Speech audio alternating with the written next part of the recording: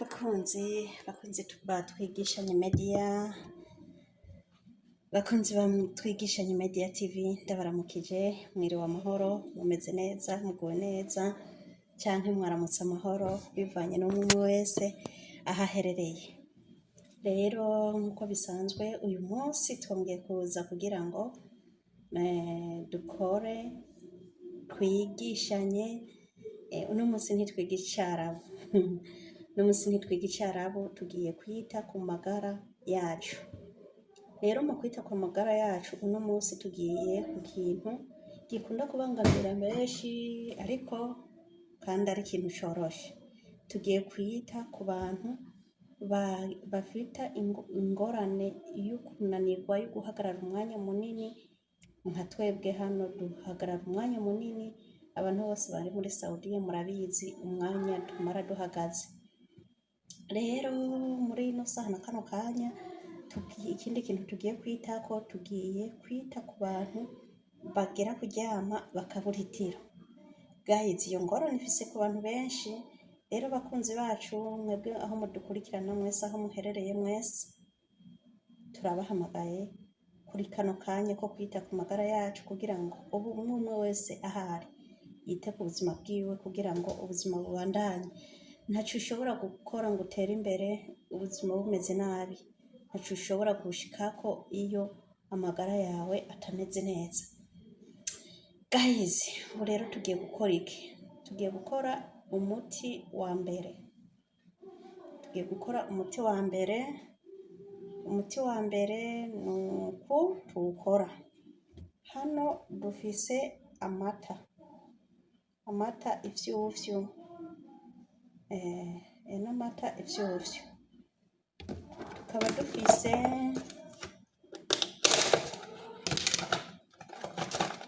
tangawizi, naraziharuye kugira ngo ntizigire ndazisekura kugira zinyorohere kubika zibikike.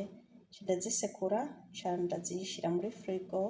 Hariho akantu naciye ndazishiramwo kugira ngo aha zirasekuye, urabibona zirasekuye.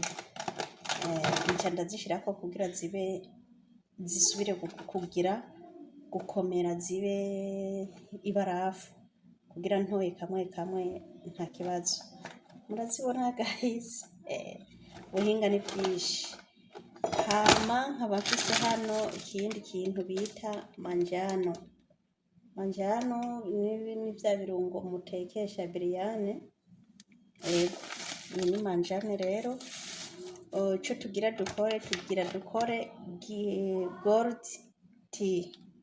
Gold tea uko bayikora rero, turatangura dufata urupimo rwa miliritiro imwe. Je kubera ndi umwe, nawe urupimo ukoresha ntagonzi biravana, ukaba muri benshi muri mu nzu. Iki kinyobwa kugifata sikuvuga ngo uba ufise itiro, kiraruhura mu mutwe, kirakora stress. Twagiye rero, jewe kubera ndi umwe ngira nkoreshe miliritiro imwe. Urupimo rwa miliritiro imwe nguru ndarufise. Ico ca nkora ndayasuka hano. Okay guys, tuko turajana. Igikurikira ngira gute? Ncana imbabura. Ibi ntiharagera ko tubikoresha, tubanze tuvyigize inyuma.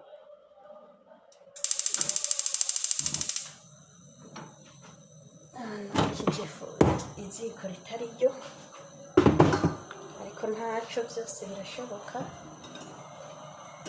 Yego,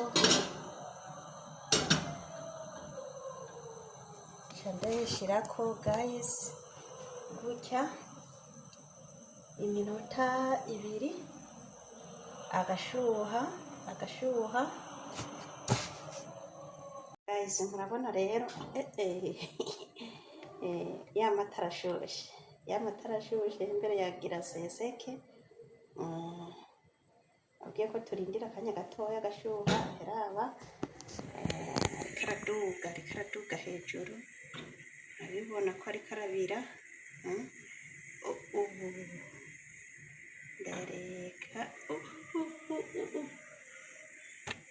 urabona n'iyindi sisiteme y'amata iyo agiye guseseka uca uyaterura ukayaduza hejuru ashaka ko noduza hejuru niko asubira hasi.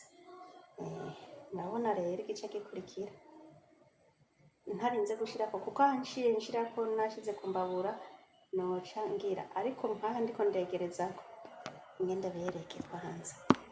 Urabona uko negerezako ngaha, uko negereza ku muriro niko aca ajya kubira rwose.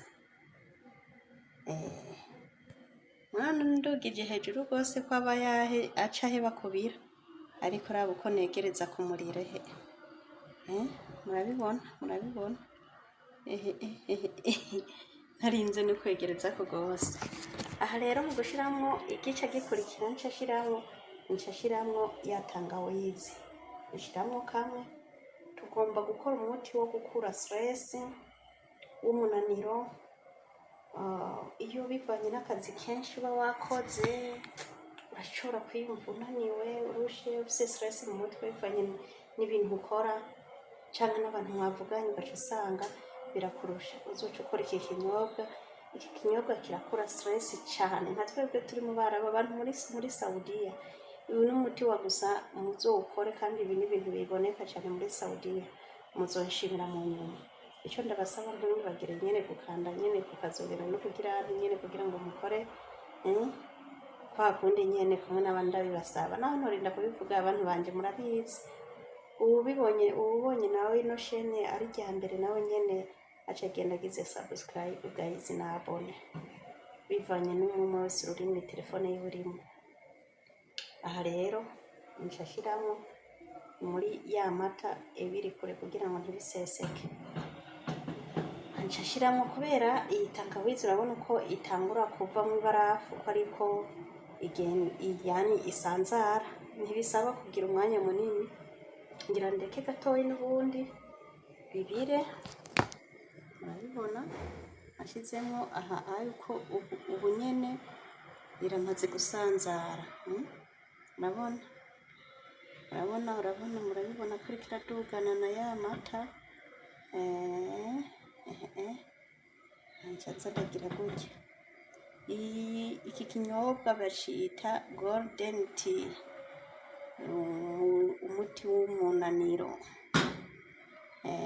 Abona arabize neza rero, ariko arabira neza. Ubu rero igice gikurikira sikindi, ubu uye mbanze punguza umuriro. Igikurikira ni iki, haca hakurikira ko dushiramwo ya manjano. Guys murantunga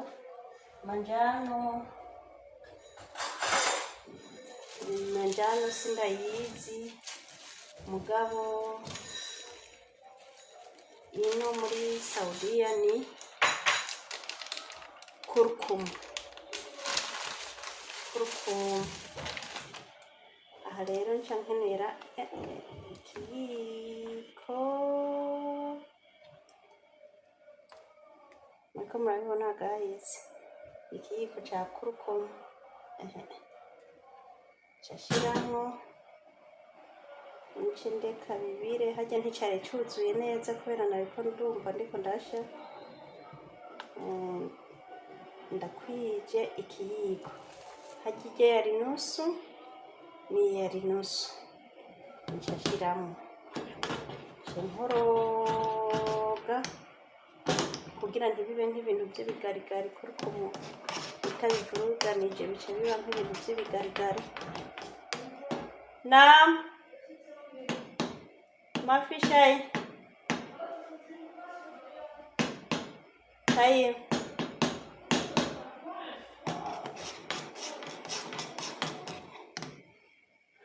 Nuko rero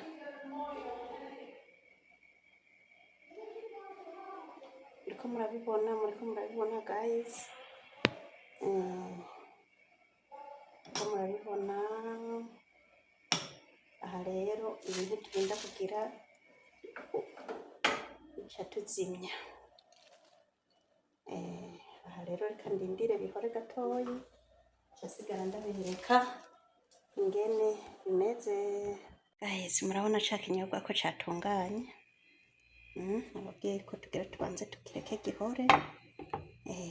Aha rero igica gikurikira niki, twazanye ikirahuri n'igikombe, ushobora gukoresha igikombe icyo ari cyo cyose. Jewe nkoresheje ico c'ikirahuri kugira ngo mubibone. Aha rero igice gikurikira ni ukugira ntikumina ka kanyobwa kacu. Murabona gahizi ko gasa neza, gasa neza vraiment, gasa neza kanyobwa ntiwokwitinya kukanwa. Ubwako konyene karatera apeti. Mwabonye ivyo twakoresheje n'amata, iki ubu kubera je tangawizi zisyeye urashobora kubona atabona urupimo, urashobora gukoresha tangawizi imwe ingana n'urutoki rwawe rukuru.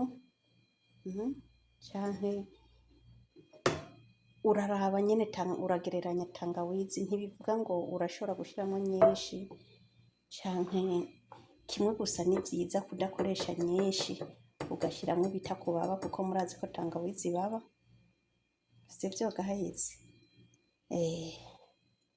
Gushiramwo nkeyi kubera murabizi ko tangawizi irababa. Ndiko ndayakuramwo yose kugira ngo vyose biminuke. Nta muti n'umwe nshaka gusigaza guys, ntimuze mubifate minenegwe. Uyu n'umuti ku bantu baryama bakabura itiro, ugasanga ugiye kuryama utevye kandi wari ushaka kuryama hakiri kare kugira uzuvyuke kare ku mirimo ya misi yose. Ni umuti ukaze kandi ukomeye, ukura stress, uruhura imiruho, amaso, kugiye kuntu umuntu aba yiriwe hanze amaso ibintu vy'ibirere. Ni ukuvuga muri make umuti dukoze uvura umunaniro. Umuti dukoze muri kano kanya uvura umunaniro. Ndabereka n'ubundi muti tugira dukore ubu nyene. Turi kumwe, umuti w'uburuhe nawo nyene urimwo kuvura umunaniro, mugabo utandukanye n'uyu. Murakoze rero, ico ndabasaba no gushishikara munkurikira. Karibu dusangire ku bantu mushaka kano kanyobwa kanje. Mwabonye ibikenerwa ko atari ibintu vyinshi, ni tangawizi, manjano, amata, basi ukaba uhejeje kuronka ikinyobwa nk'iki. Murakoze cane.